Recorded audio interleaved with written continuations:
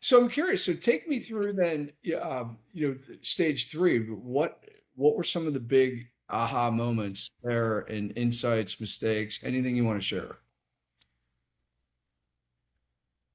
Yeah, yeah. So that latter half of my career, the last 10 years, um, like I said, I was already at that, walk away money situation.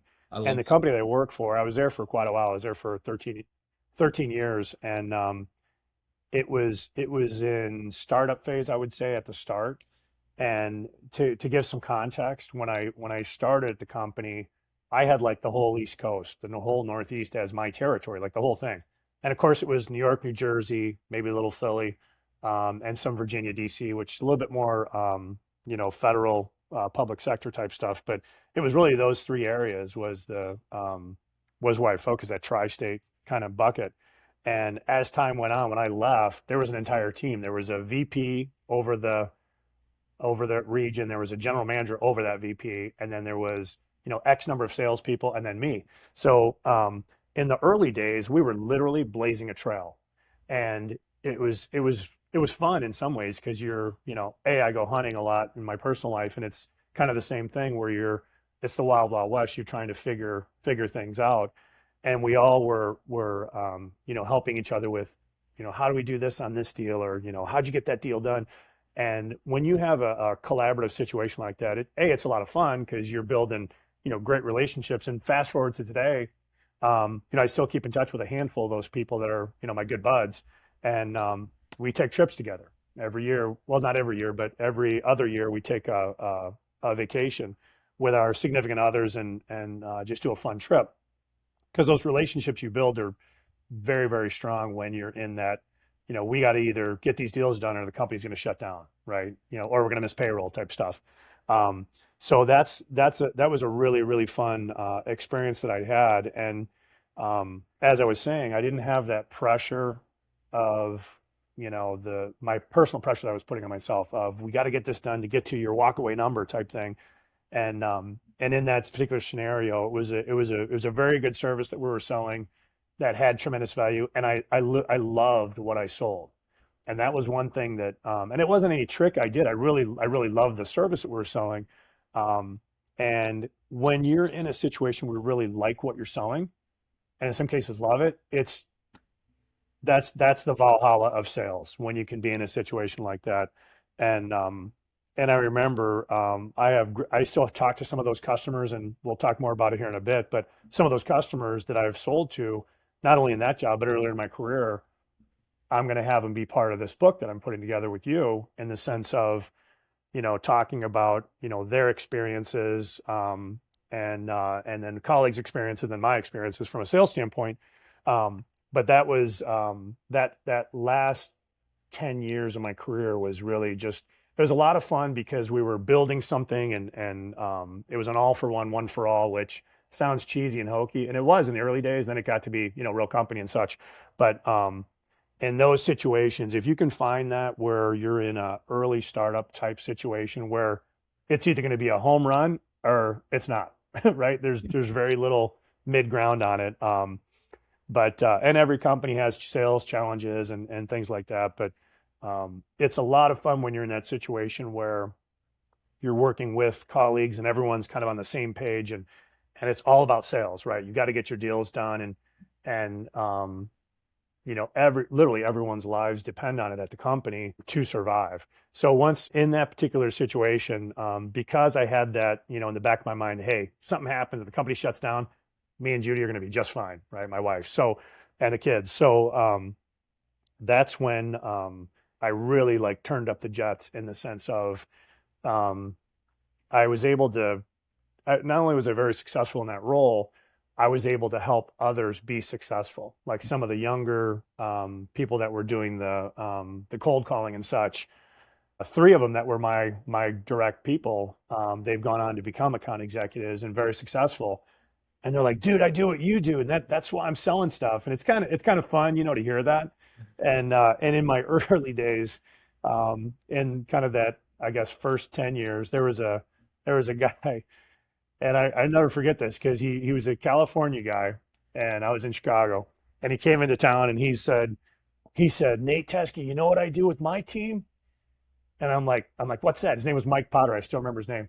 He goes, I stand on a chair when I get new guys, new reps or whatever. He goes, I stand on a chair and I yell at them. If you guys want to be successful, you go into the CRM or whatever the CRM was called, and you do exactly what Nate Teske does because he's crushing it here, and that's how you have to be successful. And that was more of a higher transactional type gig, but it was just funny to hear that. But being able to, lead into the book that we'll talk about here in a little bit, being able to help, I shouldn't say help, I don't like that word, show newer sales execs how to be successful. And a lot of it is, I would say, discipline, but it's not being a jerk, right? I mean, it's like you don't want to do something that your mother wouldn't want to know you did, right? And taking that approach with customers and being direct but respectful, right? There's a way to, as my wife often tells me, it's not what you say, Nate, it's how you say it.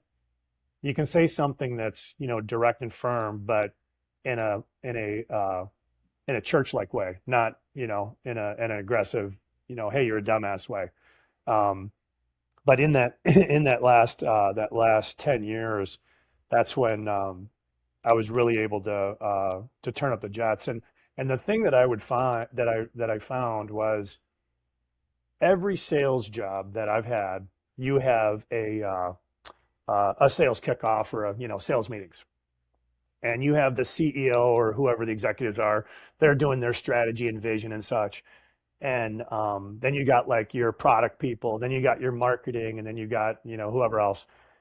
But the one thing that everybody gave a shit about was when the clients came in and told their stories. And I remember specifically because part of what you do in sales is like read situations and read rooms and such. You could hear a freaking pin drop when the clients were talking. They're up there, they're like, well, here's why we bought your service from Nate or whatever. And those stories that they would tell is, this was our situation, this is what happened, and this is why we did it. And, here's the results. We're able to do X, Y, Z because we did this. And when they start talking about that, everybody, including the executives, are paying attention and they're all taking notes. And I would tell the newer sales execs, people would say, hey, how do you be successful here? I would tell them, you got to have a story down pat. You have to. And whether it's a story or multiple stories, but painting those pictures and kind of what led to where we're at now was with this book. I had clients say, I had one client in particular, this guy in Philly. He goes, we had done a big deal with him, it was $1 million whatever dollars, and we take him out to dinner, and we're having cocktails before the dinner, and I'm doing my usual thing, having fun, telling stories, and the guy stopped me. He goes, Nate, you tell the best freaking stories of any sales guy I've ever worked with. And this guy was a senior guy. He was like 35 plus years. He was an older fella. And I'm like, really? I said, you think so, Bill? And he goes, yeah. He goes, you just tell the best stories. And my one buddy, Big Dave, he said, you know what you have, Nate? He goes, you have little boy excitement. You have little boy enthusiasm. I'm like, what do you mean, Big Dave? And he's like, yeah. He goes, you do. He goes, when you tell stories, you get so excited, and you're animated and whatever else. Just type A, ADD, ADHD, and to a fault. And I told him, I said, you know what, man? I said, every great salesperson that I've worked with, they've all had some degree of ADD or ADHD. It's just a fact because it's how we're wired. We're all type A, hard chargers and such.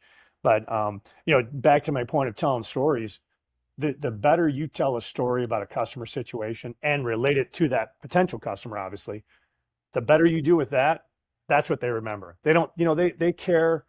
I like to say they don't care about how old the company is and you're publicly traded and blah, blah, blah. They care about it, right? They'll care about it at some point. But when you're kind of, on your first date and trying to figure out, do you want to get married? The better stories you tell about how your service or solution is going to help them and how it helps some other customer, that's the stuff they remember. It's just really, it's huge. It's a huge part of it. And the other thing I would say too is solving problems for that customer. I remember when I retired, I was calling some of my clients that I'd worked with for years, plural. And one of the guys, this guy, John in New Jersey, he said, man, Nate, he goes, I'm going to miss working with you. And I said, yeah, me too. He goes, Nate, he goes, you're a problem solver. Whenever I have a problem, I call you. I don't have to worry about it getting resolved because you take care of it.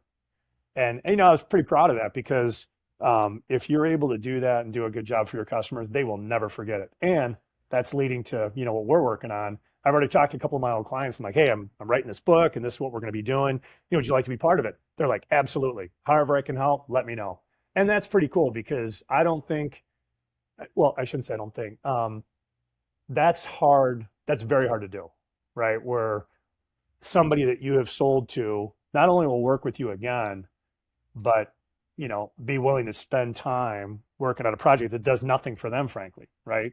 It's a selfish thing for me. So that's pretty cool when you can get to that point.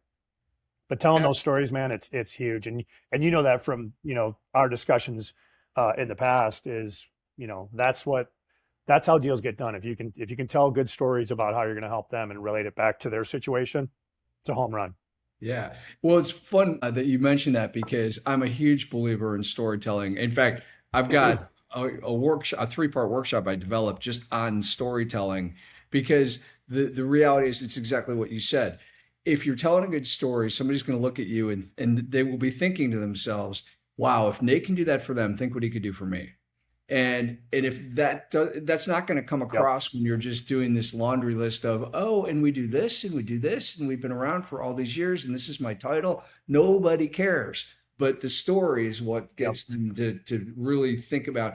And it's there's brain research actually that backs this up because I don't know how they figure this out, but they that if you tell a good story, the brain that's listening to that uh, can't separate in their mind whether or not it's happening to them or whether they're hearing about it, which is interesting. And it really, to me, it explains the Yep. popularity of movies because for 2 hours you can go and literally be, someone else or experience something else. So storytelling, I'm 100% behind you. I love that. And I love that the clients, it says a lot about you that your clients want to be part of the storytelling of the future because obviously they know you do it well and Right. in a way it's an opportunity for them to be memorialized, so kudos to you. Yep. Yep. Yeah. One other thing I would add also, and one of my other buds, my buddy Joe Mons, and he was started out as kind of a networking pal, and then we got to be good friends, and he's a mentor to me. He had made a comment once of, when you're working the big deals and you're a smaller company, because we would have like an executive sponsor, what you call it, right? Whoever the executive is.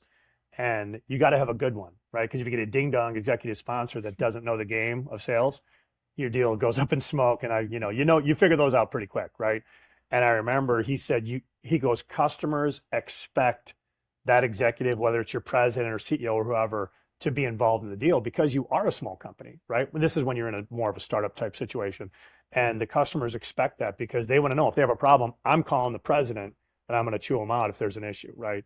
So the other part of it is, and this is the part that I absolutely loved about doing that, is if that deal goes south, nobody can bitch at you because you had that executive involved. They're in the boat with you, right? Hey, man, you were there with me. Is it my fault?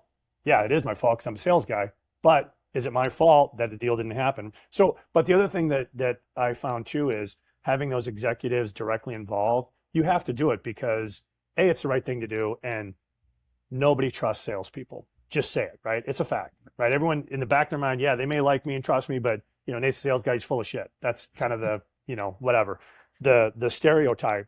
But having that executive with you, it's I've found that it's especially in the bigger deals, you have to have it because at some point something's going to get squirrely. And more importantly, when you're in the negotiations of that contract, there's something they ask for that's not standard.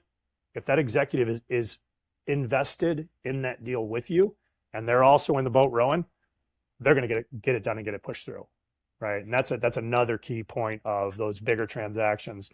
And yeah, that's another big piece that I would say is a must in those bigger deals when you're in more of that startup type situation. Absolutely. So talk to me about the book because this is I love the it makes perfect sense because and I also, by the way, I have to compliment you. I like the fact that you said you didn't really like the word help, but then you talked about your colleagues acknowledging you for the boyish enthusiasm, and to me that's really what it is. That you were, Yeah. and even the word inspire gets overused, but you were sharing your passion and that's magnetic. And so Yep. that it makes total sense that you would want to do that in a way that will last, longer than we will. So talk to me about that. Yeah. So on the comment of help before I dive in the book piece, as I said, I'm pretty active on LinkedIn. It's more just for fun and what have you, but I like to write stories about like my personal life, like travels and such. And I just wrote one when we were just in Austin, Texas, and went to Franklin's barbecue and had a great meal and such. And I related it back to sales. And, people have told me it's funny because you don't realize like who you're touching out there because there was a lady that I worked with at a company I was there 1 year. And this lady, she sent me a LinkedIn message out of the blue. She goes, Nate, she goes, I really love how you relate like your personal, travels or whatever to sales. That's really a clever way to do it. And and people have said, hey, you got to write a book. And that's kind of what led to it. After enough people tell you something, it's like, okay, maybe I should consider it. Yeah. Um, Yeah. but kind of what led to it was um, not only people saying that, but after I retired from working for the man, I just really started following a lot of different sales coaches, I guess, and just commenting on their stuff and interacting with them and such. And one of the things that I really like is showing newer salespeople how to be successful in the world of sales. And it's not easy. It's one of those things where you almost have to live it to be able to do it. And it's extremely tough, right? If sales was easy, they wouldn't pay you the fat cash. It's my wife's term, fat cash, that they do to get those deals done. You'd have trained monkeys doing it or whatever that term is. So as I kind of started thinking about, what would be a really good book to write? There's salespeople that do, or I'm sorry, coaches and trainers that do, oh, well, here's the methodology, right? Strategic sales, the Miller Hyman stuff, which I took that class, great class and such, but there's pieces you take from each thing. And as I thought more and more about it, back to my comment about sales meetings and every job and nobody cared. And then all of a sudden when the clients got up, it's like, okay, pin drop, let's write down, oh, geez, that's a great point that Sally just said. So those stories, so kind of what my structure, I guess you'd say, of the book is going to be, it's going to be based on kind of a few components. One is going to be, obviously my stories, my book, my stories about what I've experienced and how I was able to get deals done and different client situations and, the power of saying no and such like that. So it'll be my stories, and then it'll be the next piece of it's going to be not only my stories, but like my colleagues' stories and their situations and how they were able to get transactions done. And it's going to be in that kind of that 3 decade chunks that I was talking about of my career.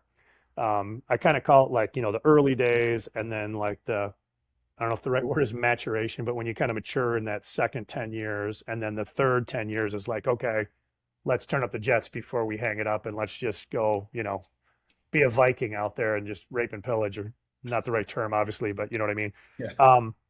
But that's kind of what the thinking was, is having my stories, then my colleagues' stories from different jobs, and then the client stories, which is to me the most important part, that every sales guy or gal is going to be, they may skim through my stuff and my colleagues, whatever, but then they get the client stories, we're like, hey, let's read this and see what, because again, those Right. stories is what sell. And part of the way that I got this idea to do this type of a format, going back to when I was a young buck, even literally back to the Cutco days and when I was in college, is one of my old customers had called me and said, hey, there's an opportunity. He had already retired from his jobs and he was kind of getting the itch to get back in the game. And he said, hey, I'm thinking of going to this company. It was a company I worked at. And he goes, I'm thinking about taking a job there. And he's telling me about it. And I said, well, are you doing this to like, pay bills or you need the money? He's like, no. He goes, it's something to do. He goes, but, and this is when it kind of triggered my head. He got really excited. He said, yeah, he goes, I'm going to get to talk to all my old colleagues over the past 40 years of my career.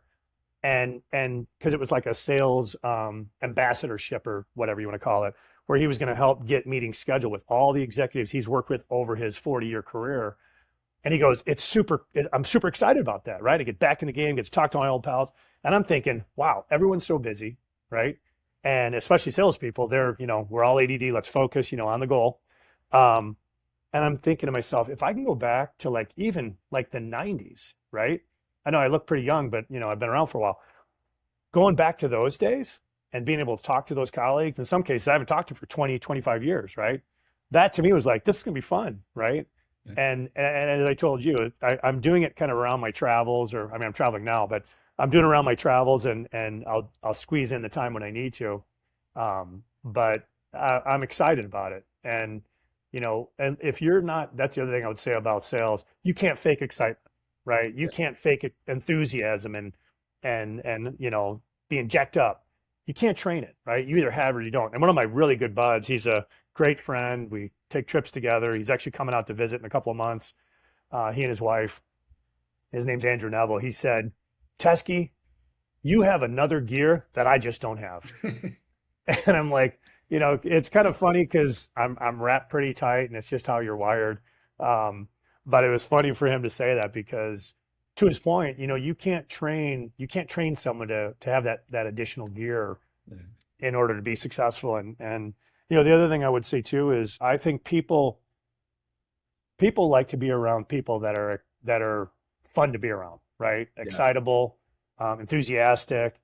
Would you rather go hang with somebody who's, at least me personally, who's, fired up about something, or would you rather have somebody like, hey, how's it going?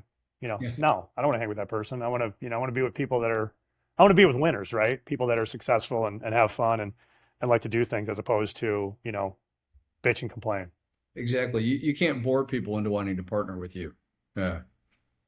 Yeah, definitely not. Uh, So I'm curious. This is, the book is obviously super exciting, and I love the way that you divided it up too, because I agree with you 100% that there's value in all those, and the client stories in particular are really a differentiator in my mind. What haven't we talked about that people should know about? Um, that's a good question. The one thing I would say, well, I guess I talked a little bit about discipline, and I didn't really hone in on it too much, but that is something that, well, yeah, I'll kind of expand on that a little bit. But in each of the jobs that I had, and this goes back to the early days of like the ADP training I was mentioning earlier, they did a tremendous job of teaching the discipline of the sales game because it's extremely hard, right? It's so easy to say, oh, I don't want to do a few more calls. And when they did that Monday morning, from 8 to 12 and then Friday afternoons from 1 to 5, it sucked, right? Because you're a young guy, it's a nice day, you want to, get your weekend started. And and being forced to be in the office, looking back, the best thing ever, right? Because you plan your work your plan. And as one of my pals, his nickname's Laser, what he says is people don't plan to fail, they fail to plan, right? Yeah. And in each of the sales jobs that I've had over the years, I would kind of structure, not so much structure my days, but um, have certain targets that you need to hit. Like if you say, okay, I'm going to send, I don't know, 50 emails or whatever today, it's going to take a long time, right? Because you don't want to just send out spam emails and whatever. You want to kind of hone it to that person, and especially when you're working more strategic deals. Um, but having that discipline of, spending your time. And as an example, there's one of my sales cold caller guys that I worked with over the years. He had sent me a text not that long ago. He's like, man, he goes, one of my colleagues just got fired. He's new in the company, and he goes, and this is the kid that said, the not give a fuck book.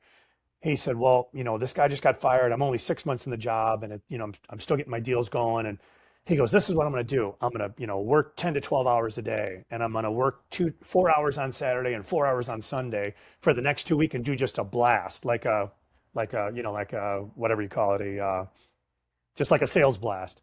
And he's like, what do you think? Is that a good idea? I said, absolutely, man. I said, you got to grind through it.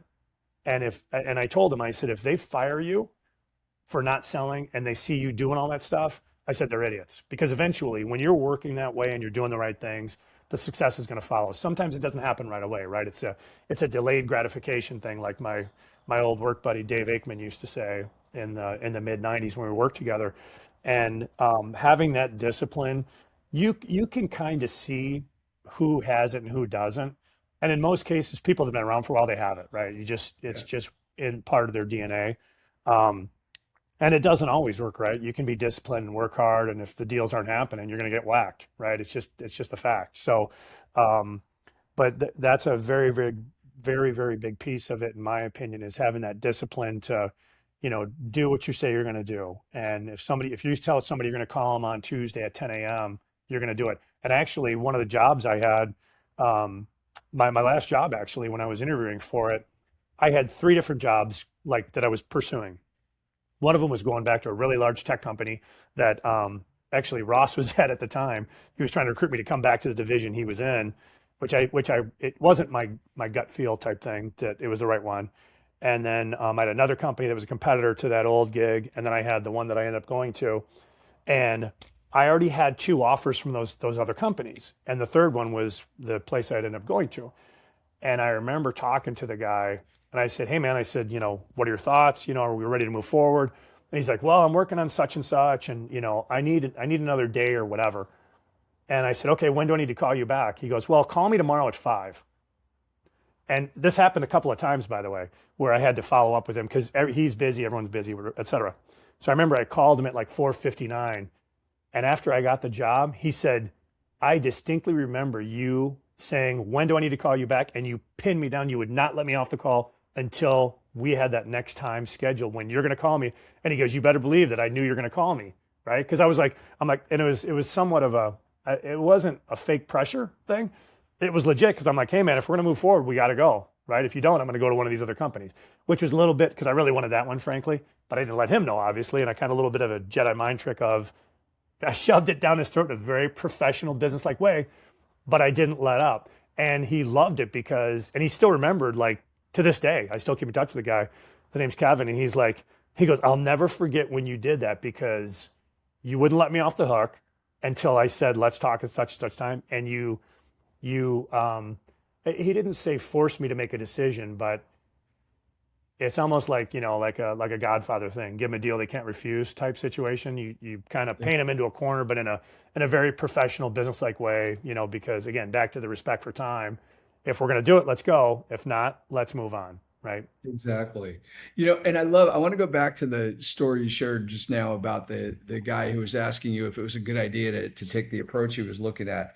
And I'm really glad you clarified that was a burst of activity in a defined time frame, because one of the mistakes that I see people make is they set these goals and they say, "I'm going to make 50 calls a day," or whatever.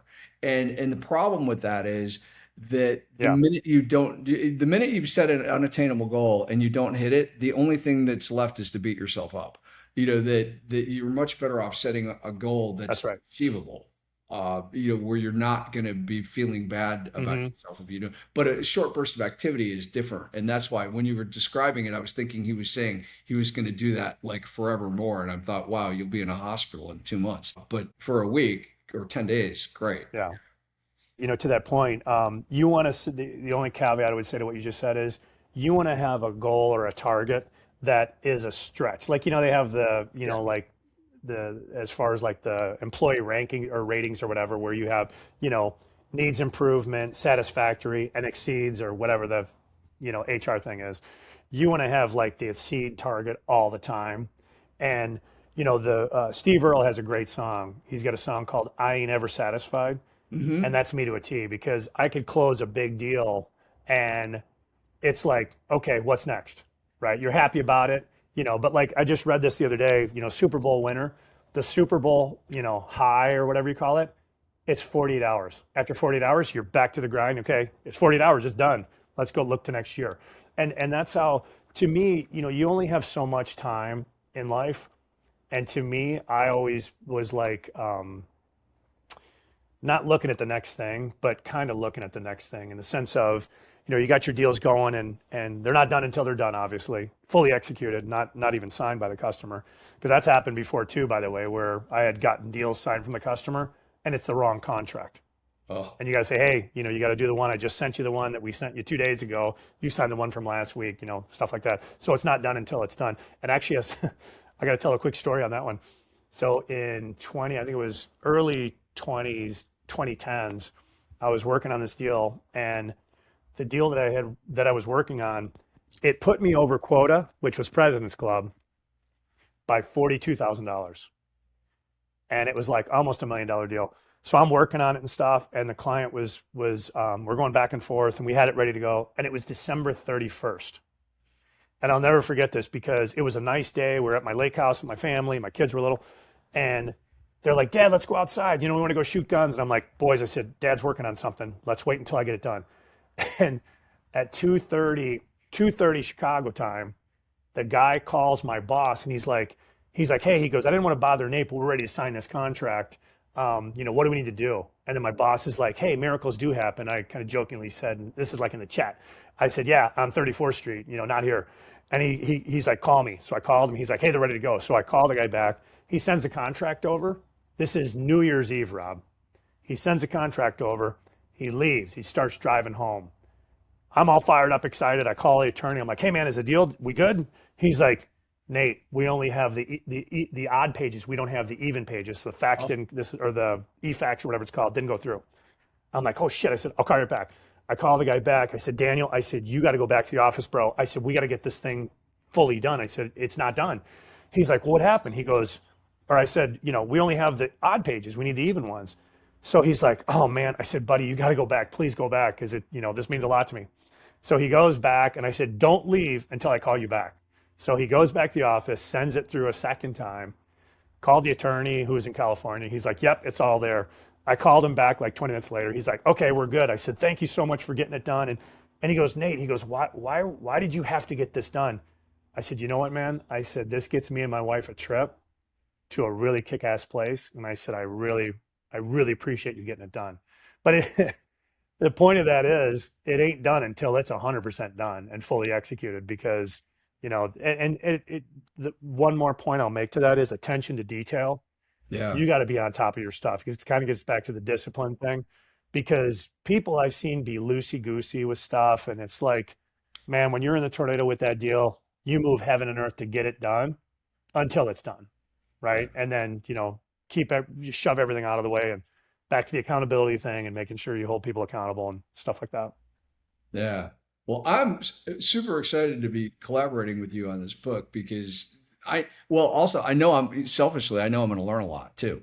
I've got a ton of sales stories and things, but, there's always room to learn more. And that's incredibly exciting. And I know that, you had mentioned people at the beginning of their career, but I'm confident that there's people who are even at the later stages of their career that will learn, they're going to learn from the book as well. So very exciting. Really appreciate you taking the time to Yep. be here today. This is great. And I know that, this is the first of many conversations that we'll be having on the podcast. This is a great introduction to Nate Teske and the magic that is, what you've created, really. So thank you. Yeah. And one teaser I'll say too, and we talked about this the other day prepping for this call. Um, the way I'm going to go about doing this is I'm doing my piece kind of now, which is my stories.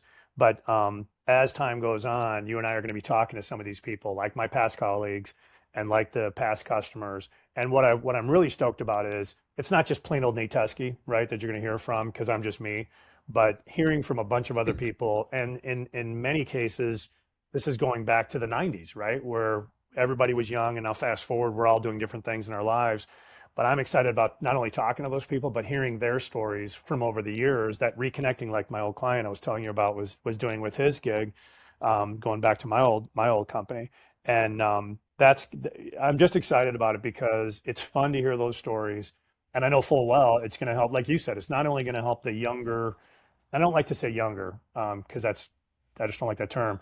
The newer sales execs that are just coming up. Maybe they were doing the sales development for a company. They want to be an AE, and it's a big change because it's a big scary world. If I don't sell, I'm going to get whacked, which is true, right? You got to sell, and being able to show those people, through the podcast and eventually the book of how to do it the right way. And there's nothing I love more when I hear that from like someone I used to work with.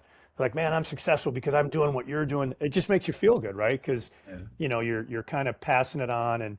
And as I told you, this kind of gets back to the whole book thing. Whether it's a huge success or not, I don't care, right? Because I'm not doing it to make money and pay bills and such. I'm doing it because I genuinely get excited about helping. Sorry, not helping, showing the younger or the newer sales execs how to be successful and doing that. And I didn't talk about it as much during our discussion too, but from a financial standpoint, I've been I guess working with is maybe the right term. Um, some of it is people in my family and some of the people I know about like just the whole game of money, right? The time value of money and investing early and putting it in. And it's funny because my niece, for example, Ashley, I was helping her with it last year, like with getting it set up and where to put it and stuff. And she was all freaked out. She sent me a text. She goes, Uncle Nate, she goes, my investments are down 10%. I'm like, that's awesome. I said, put more in. It's on sale. Right. And fast forward, it's up for last year. And this is like in April when there was a bit of a dip. But that's the other piece of it is, studying finances and such. And one last thing I'll comment on is over the years, salespeople I've worked with, they get a big fat deal, right? Big, huge fat cash commission. And I would ask them, hey, what are you doing? Are you going to save it all? No, man, I'm going to buy a new car and we're buying a boat. And I'm thinking, okay, you're going to chew depreciable assets, right? It's okay to do that if you've got, your base, you got your emergency fund and all other stuff. But a lot of these folks didn't have it, right? And fast forward, they're still working today and they're having to work because they didn't have that discipline, not only from the sales role, but on the, financial side and having, making those sacrifices early on when you are literally younger and you have those years for compounding, that's a big, big piece of it. So that I do just frankly for fun, right? I have no intention of getting in the financial space or being an advisor or anything like that. It's more for, help showing people how to, go about doing that and, getting that side of their business, of their personal business in order. Yeah, that's so important. And you're right, because a lot of people don't do that. They lack the discipline in that area, and it's really critical because it's a long-term picture that you need to be focused on there. Yeah. Wow. Well, this has been super inspiring. Love Absolutely. it. Thank Yep. you very much.